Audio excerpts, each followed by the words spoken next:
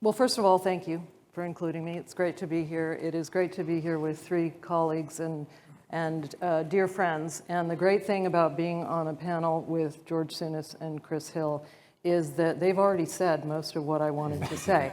And so that's very helpful. I think it's fair to say that in North Macedonia, a country which believes itself to have been in the waiting room, as they call it, for the EU, and this is demonstrably true, longer than any other country ever has, to begin the accession process, that Euroscepticism has moved to, I think, Euro rancor, and that there is enormous skepticism that there actually is a path forward, that no matter what they achieve, there will always be another goalpost that has been moved.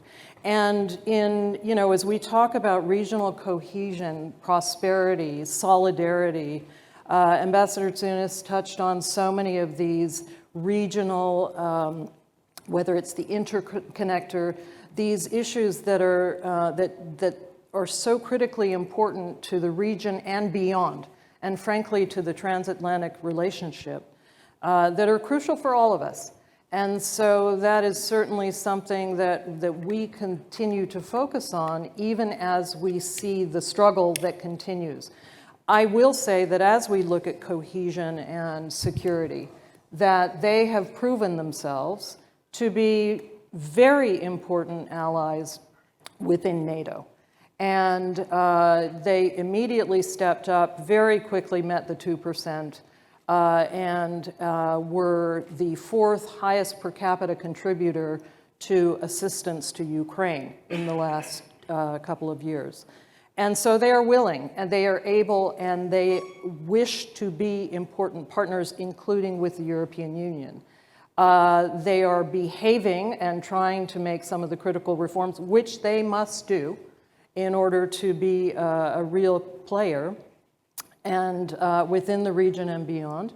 And we hope to see that the wish for broader inclusion continues, and that desire is not something which is just sort of a verbal assurance, do the following and we promise, that we will actually see results on that, because I think we have seen they can be an important partner. Does that rancor extend to neighbors in the region? It's a fascinating relationship with Greece, as many in this room understand very, very well. It is not rancor. It is the kind of relationship I think you have with, it's almost like a family dynamic, because there are so many close relationships between North Macedonia and Greece. And every summer, 3/4 of the country packs their cars and comes down to the Fingers or Thessaloniki for summer vacation. And so the relationship there, and this is where it gets to I think the economic, the energy front, these sorts of relationships where Greece has proven itself after the Prespa agreement to be a real friend, a true supporter. We have hit up against some challenges with the new government, as everyone is keenly aware, but it is a real challenge in working the dynamic of the veto. And I was very pleased to hear the foreign minister say yesterday that this process shouldn't be, perhaps, a single veto process, but indeed a more thoughtful, consultative process. That would be great.